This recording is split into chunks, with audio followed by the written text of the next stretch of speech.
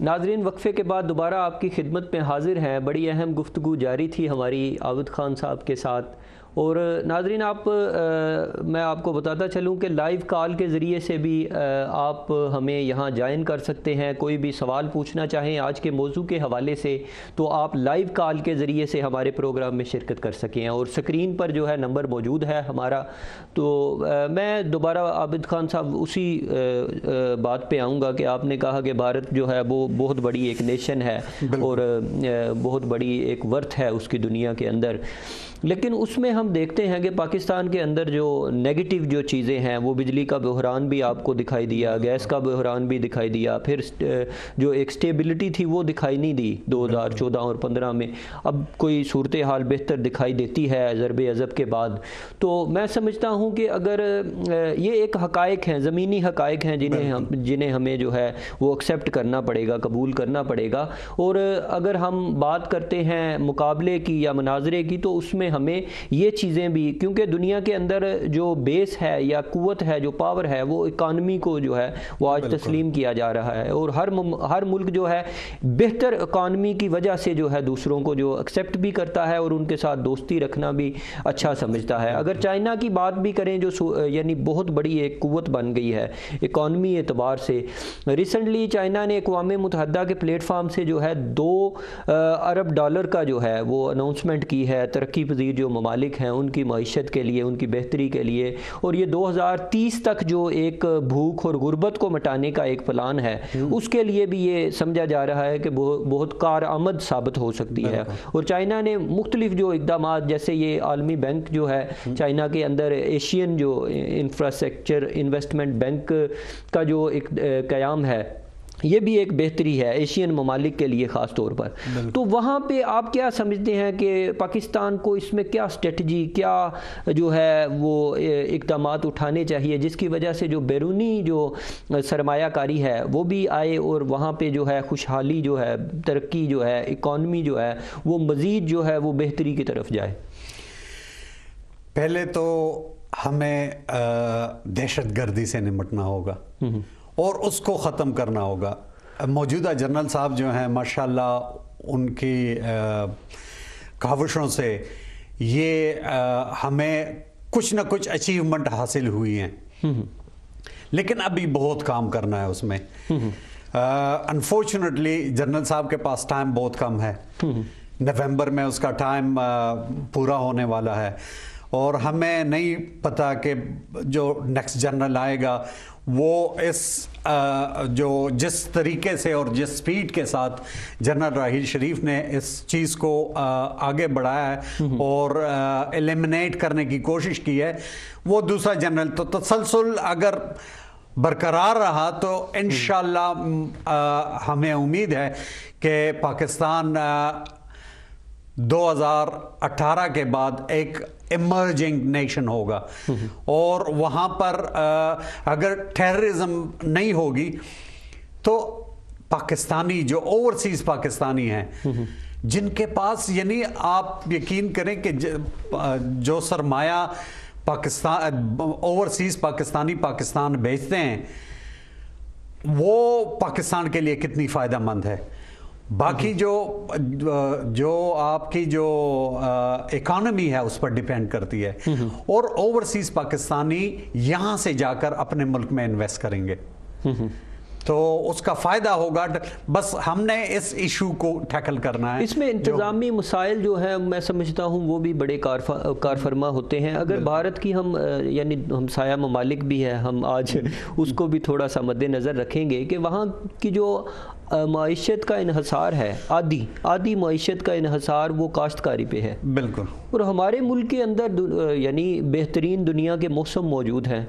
وہاں تو بھارت کے اندر تو مونسون ہوائیں یا بارشیں چلتی ہیں تو وہ بھی افیکٹ کرتی ہیں، اکانومی میں افیکٹ کرتی ہیں، مختلف جو چیزوں پہ ان کا اثر انداز ہوتا ہے۔ تو ہمیں تو قدرت نے ایک بہت اچھا ماحول بھی دیا ہے، ملک بھی دیا ہے، موسم بھی دیے ہیں، پھر انفراسٹرکچر بھی دیا ہے، تو پھر بھی اگر یعنی ویک پوائنٹ کچھ نہ کچھ ہیں جن کی وجہ سے ہم اپنے دوسرے جو بیرون ممالک سے جو سرمایہ کار ہیں ان کو اٹریکٹ نہیں کر پا رہے، تو اس کے لیے بہتری کی گنجائش ابھی بھی موجود ہے۔ بہت موجود ہے عرفان. آپ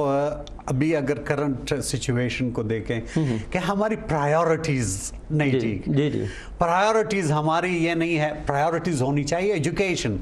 پرائیورٹیز ہونی چاہیے ہیلتھ. اور آپ دیکھو 49% جو ہماری ینگ جنریشن ہے وہ یعنی اپنے قدامت تک کو نہیں پہنچتی, ان کی نرشمنٹ صحیح نہیں ہو رہی. مائیں جو ہیں جو یعنی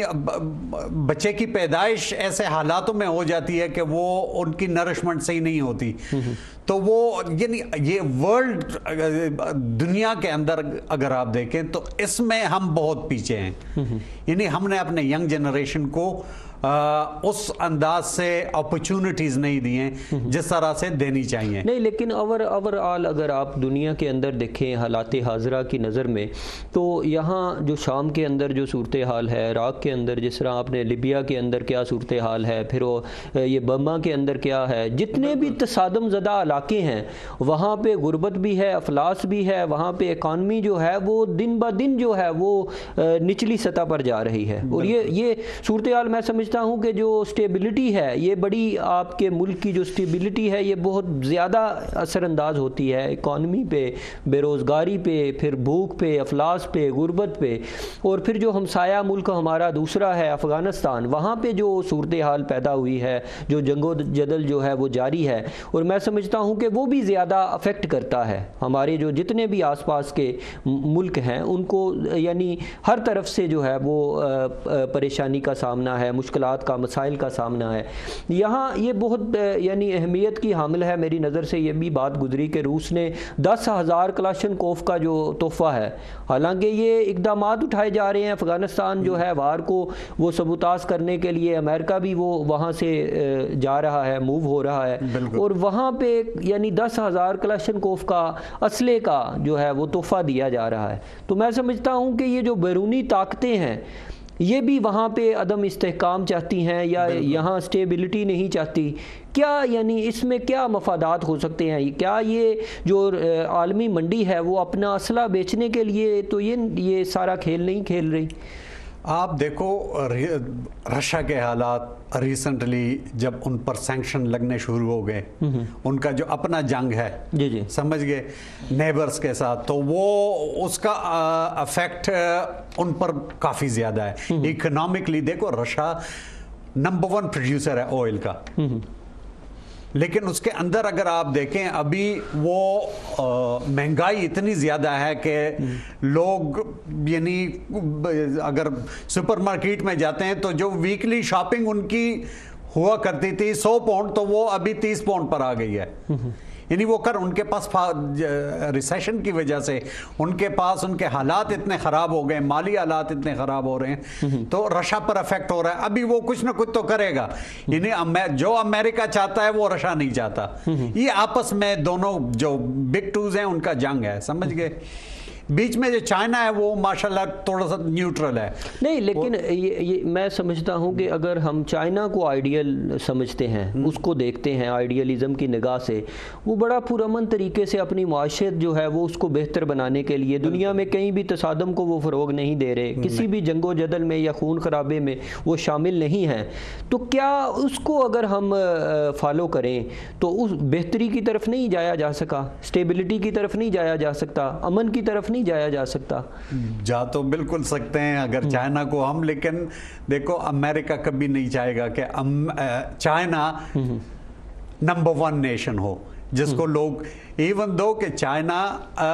پیسے دیتا ہے امریکہ کو, لینڈ کرتا ہے منی ان کو, سمجھ گئے, لیکن وہ کبھی بھی نہیں چاہے گا کہ بھئی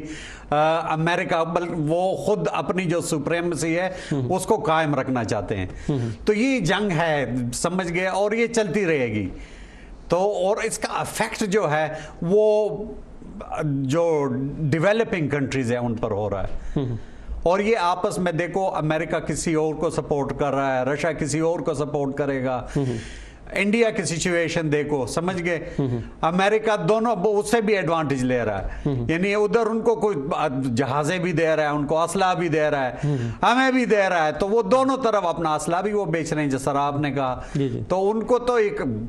90% جو دنیا کی مارکیٹ ہے 90% اس میں ڈالر چلتا ہے، ڈالر میں ایکسچینج ہوتا ہے سب کچھ۔ جی جی نہیں اب صاحب آپ ایک اگر اکنامیکلی ہم دیکھیں اس کو اکاؤنٹ کی نگاہ سے اگر آپ دیکھیں تو کیا دنیا کے اندر اسلحے یا دفاعی قوت کو بڑھانے کے بجائے یعنی اس کو سیل یا پرچیز کرنے کی بجائے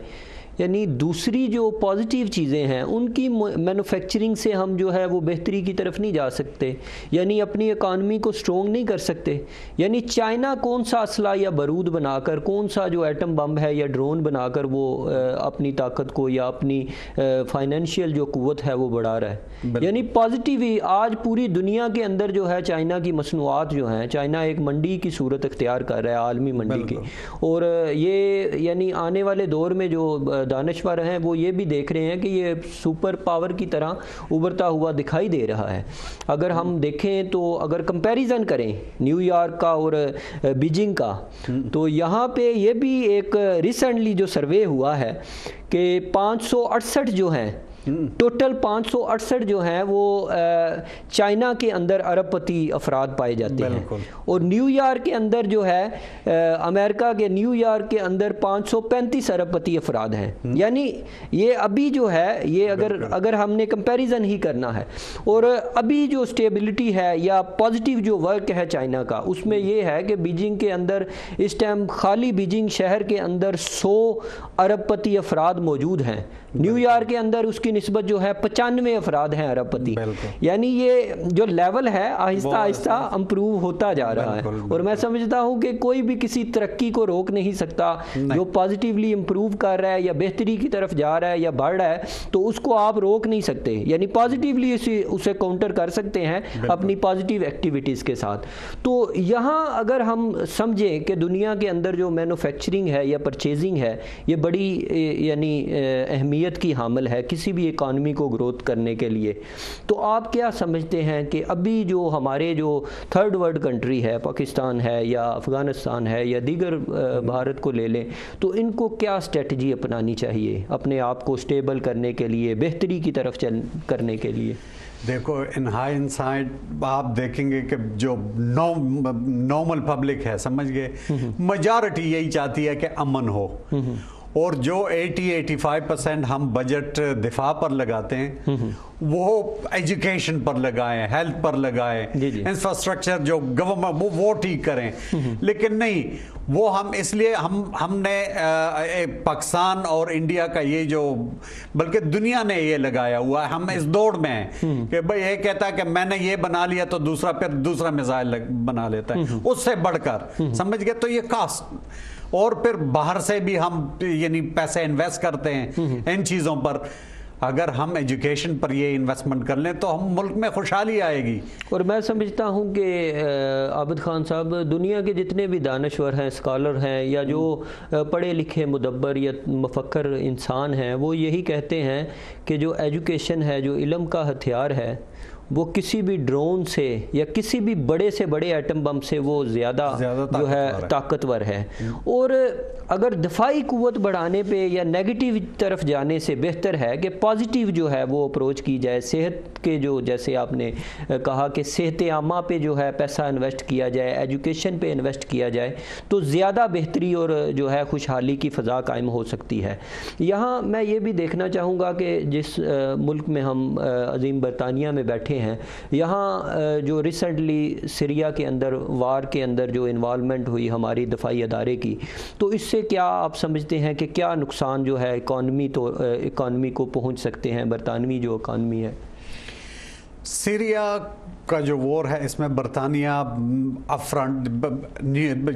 امریکہ کے ساتھ مل کر انہوں نے یہ میرے خیال میں یہ جنگ شروع ہی کی ہے۔ تو اکنامکلی دیکھو عراق میں ہمیں کتنا جانی بھی نقصان ہوا اور مالی نقصان ہوا ہے، تو اگر یہ وار شروع ہو گیا یعنی اقتدار ہٹانے کی باتیں شروع ہو گئی، تو دوسری طرف ایران ہے، عراق ہے، اور مینلی رشیا جو کہ اس کے کو سپورٹ نہیں کرتے، تو پھر ایک وار شروع ہوگی اور اس کا اثر جو ہوگا برطانیہ نہیں بلکہ پوری دنیا پر پڑے گا۔ یعنی اس جو تصادم ہے اس کو کسی طرح بھی کم سے کم کیا جائے، جس کی وجہ سے جو ہے دنیا کے اندر پوری جو ہے خوشحالی کے لیے یا امن کے لیے، تعمیر و ترقی کے لیے بہتری کی فضا پیدا ہو۔ جس طرح آپ نے کہا کہ یہ جو پرام امن معاشرے ہیں یا پورا امن کنٹریز ہیں، جس طرح ڈینمارک ہے، ناروے ہے، سویڈن ہے یا دوسری کنٹریز ہیں، ان کی ابھی کیا صورتحال ہے؟ وہ کس حد تک یعنی اس وار جو ہے اس میں شامل ہیں، یا کیا اسٹریٹجی اپنائی ہے جس کی وجہ سے وہ آج دنیا کے جو ڈیولپمنٹ کنٹریز ہیں اور پیسفل کنٹری ہیں ان میں شمار ہو رہا ہے ان کا؟ جو دیکھو یہ جو کنٹریز ہیں مینلی یورپین، انہوں نے ایک سیٹ بیک کا رول اپنایا ہوا ہے اور وہ اتنا اپنے آپ کو انوالو نہیں کرنا چاہتے، جس کی وجہ سے ان کنٹریز میں ٹیررزم بالکل ہے ہی نہیں، تو اسی وجہ سے ان ملکوں میں خوشحالی ہے۔ تو ان کو اگر ہم اگزامپل لیں اور باقی جو دنیا کی جو لیڈرشپ ہے، اگر ان کو دیکھیں اور اس اگزامپل کو فالو کریں، اور یہ جو ٹیررسٹ ایکٹیویٹیز ہیں اور یعنی جنگوں کو شروع کرنا اپنے مفاد کے لیے، اور پھر یعنی اس میں ان کی بھی اپنی جانی نقصان ہوتی ہے، اس کو ختم کرے تو اور ان کو دیکھے تو میرے خیال میں پوری دنیا خوشحال ہوگی۔ یعنی یہ بہتری کی طرف جو ہے اسی وقت جایا جا سکتا ہے جب پرامن معاشرہ قائم ہوگا یا دوسروں کو بھی احساس کیا جائے گا۔ یہ ایک میں سمجھتا ہوں کہ جو اندر کا خوف ہے یہ بھی انسان کو جو ہے یہ اقدامات یا دفاعی طور پہ اپنی قوت کو بڑھانے کی جو ہے سوچ اسٹریٹجی پیدا کرتا ہے کہ کوئی آ کر جو بڑا ہے یا طاقتور ہے وہ مجھے کھا نہ جائے یا مجھ پر حملہ نہ کر جائے۔ ریسنٹلی میرے سامنے ایک اور سروے آیا ہے کہ آسٹریلیا نے جو ہے دفاعی بجٹ میں جو ہے بے شمار وہ زیادتی کی ہے اور خطے میں اسلحے کی دوڑ میں جو ہے نا وہ شامل ہونا شروع ہو گئے کہ جو ٹیررسٹ ہیں یا دوسرے دیگر جو منفی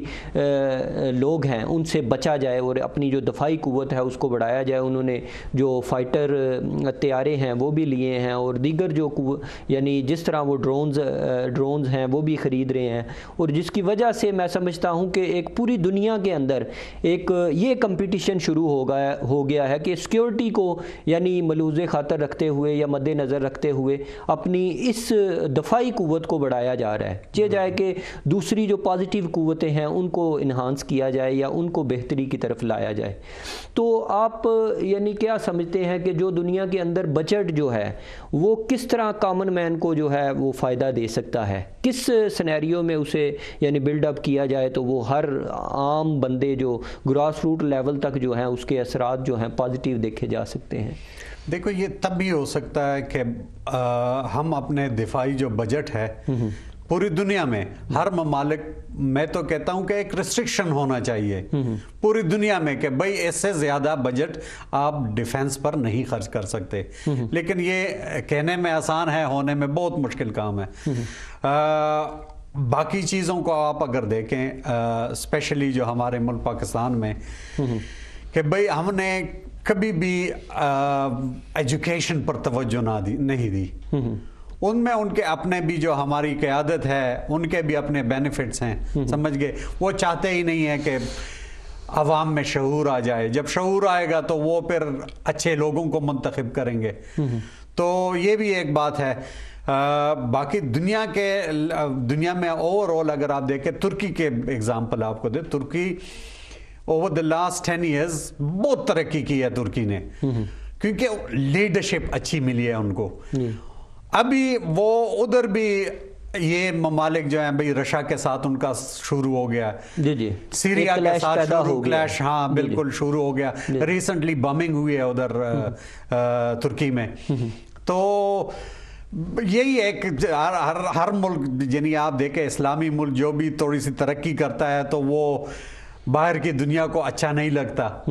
اور ادھر کسی نہ کسی طریقے سے بہانہ بنا کر ان پر جنگ مسلط کر دیتے ہیں۔ نہیں، لیکن یہ بھی دیکھا جاتا ہے کہ جو ملک جو ہے وہ ڈیولپ ہوتا ہے یا طاقت حاصل کر لیتا ہے یا وہ اکانومی سٹرونگ ہو جاتی ہے اس کی، تو وہ دوسروں کو آنکھیں بھی دکھانا شروع کر دیتا ہے، یہ ایک فطری عمل بھی ہے۔ اور اس کو یعنی کہ کس طرح آپ سمجھتے ہیں کہ کوئی بھی معاشرہ جو ہے اس کی اکانومی کو سٹرونگ کرتے ہوئے ایک پرامن معاشرہ قائم کرنے کے لیے کیا ایک کوئی نسخہ کیمیا آپ بتا سکیں ایک اکنامکس کے جو ہے وہ استاد ہونے کے ناطے؟ میں دیکھو ہماری خواہش ہی ہو سکتی ہے کہ ہم نے جس طرح ڈیولپڈ کنٹریز ہیں یہاں دیکھو ایجوکیشن پر لوگ کتنا پیسہ خرچ کرتے ہیں. ہمارے ملک میں اگر ایجوکیشن کو ایک مین پرائیورٹی دی گئی کہ بھئی ہم نے اپنے بچوں کو پڑھانا ہے تو آپ یقین کریں کہ دنیا میں خوشحالی آئے گی, دنیا میں غربت کو ختم ہو جائے گی. ایجوکیشن سے ہی لوگوں میں شعور آتا ہے. تو یہی ایک نسخہ ہے ایجوکیشن. قلم جو ہے جس طرح آپ نے کہا کہ تلوار سے زیادہ اس کی قیمت زیادہ ہے. یعنی ایجوکیشن کو اگر معیار رکھا جائے اور اس کو اگر ترجیحات میں شامل کیا جائے کو پوری دنیا ڈیولپ بھی ہو سکتی ہے, تعمیر و ترقی کی طرف بھی جا سکتی ہے اور بہتری کی طرف بھی, اور پرامن معاشرہ جو ہے قائم ہو سکتا ہے. ناظرین, اگر ہم اس دنیا کے اندر رہتے ہوئے نہ صرف اپنے حقوق یا اپنی جو ذات کی بات کرنے کے علاوہ دوسروں کو بھی تسلیم کریں, ان کے حقوق کو بھی ملحوظ خاطر رکھیں, ہر ایک کو جینے کا حق دیا جائے اور بہتر نگاہ سے دیکھا جائے, تو میں سمجھتا ہوں کہ یہ جو ایک تصادم ہے یا ایک یہ جو قحط ہے, یہ فقدان جو ہے وہ یہ دور کیا جا سکتا ہے اور بہتری کی فضا ہموار ہو سکتی ہے. آپ ایک آخری پیغام, کیونکہ ہم اختتام کی طرف اپنے پروگرام کی جا رہے ہیں, کوئی آخری پیغام جو ہے وہ آپ آڈینس کو دینا چاہیں, ہمارے سننے والوں کو؟ بھائی ہم نے اگر برٹن میں ہم رہتے ہیں تو یہاں کی بات کریں گے تو یہاں پر ہمارے بچے اگر آپ دیکھیں پریزن میں زیادہ ہیں اور باہر کم ہیں, ڈرگز میں ان کا انوالومنٹ بہت زیادہ ہے. تو میں ریکویسٹ کروں گا اپنے کمیونٹی سے اسپیشلی کہ بھئی ایجوکیشن کی طرف توجہ دیں, اپنے بچوں کو دینی تعلیم بھی دو اور دنیاوی تعلیم بھی دو, اور اسی کو آگے بڑھ کر اس کا فائدہ ہمارے آنے والے نسلوں کو ہوگا, ہمارے آنے والے جنریشن کو ہوگا اور ہمارے ملک کو ہوگا. بے شک یہ بھی بہت ایک اچھا پیغام ہے کہ جو بھی نیگیٹو ایکٹیویٹیز میں انوالو ہیں, ہماری نیو جنریشن جو ہے, نوجوان نسل ہے, جنہوں نے جو ہمارے مستقبل کے معمار ہیں, اگر آج ان کا جو مستقبل ہے وہ اگر تاریک ہو گیا تو ہم تاریکیوں میں ڈوبنے سے ہمیں کوئی بچا نہیں سکتا, اندھیروں کی طرف ہم جائیں گے. ناظرین, دنیا کے اندر جو بھی یعنی اسٹریٹجی اپنائی جاتی ہے امن کے لیے یا ترقی کے لیے یا سپر طاقت بننے کے لیے, تو اس میں میں سمجھتا ہوں کہ دوسرے جو ترقی پذیر ممالک ہیں ان کو روندنا نہیں چاہیے. جس طرح عابد خان صاحب, چائنا نے ایک جو ہے تحفظات کا اظہار کیا کہ یہ جو عالمی بینک ہے اس پر بھی انہوں نے تنقید اٹھائی کہ یہ ترقی پذیر ممالک کی جو مسائل ہیں یا ان کی جو ضروریات ہیں ان کو مد نظر نہیں رکھتا اور یہ ناانصافی برتتا ہے, جس کی وجہ سے جو ایشین انفراسٹرکچر انویسٹمنٹ بینک کا جو قیام ہے وہ بھی عمل میں لایا گیا ہے, اور یہ جسے عالمی بینک کے حریف کے طور پر بھی دیکھا جا رہا ہے. اور میں سمجھتا ہوں کہ دنیا کے اندر اگر عدل و انصاف قائم ہو جائے اور دوسروں کے جو معاملات ہے یا معیار زندگی ہے اس کو بہتر بنانے کے لیے سوچا جائے اور دوسروں کا بھی خیال رکھا جائے, ان کی زندگیوں کا خیال رکھا جائے, ان کی آزادی کا خیال رکھا جائے, ان کی آزادی رائے کا خیال رکھا جائے, تو بہتری کی ایک خوبصورت فضا قائم ہو سکتی ہے. اور ہم دیکھتے ہیں کہ جتنا بھی تصادم زدہ علاقے ہیں یا جہاں شورش ہے یا جہاں پہ جنگ و جدل ہے, خون بہایا جاتا ہے, وہاں پہ ہی بدحالی اور جو ہے وہ دیگر مسائل سامنے آتے ہیں. امن کے لیے, خوشحالی کے لیے علم ہی ایک کنجی ہے جس کے ذریعے سے دنیا کی تقدیر بدل سکتی ہے, اور یہی آج کے ہمارے ورلڈ اکانومی پروگرام کا جو ہے وہ پیغام ہے. اپنے میزبان ایس ایم عرفان طاہر اور عابد خان صاحب کو اجازت دیجیے. ایک نئے پروگرام کے ساتھ اگلے جمعے میں آپ کی خدمت میں دوبارہ حاضر ہوں گا. شکریہ.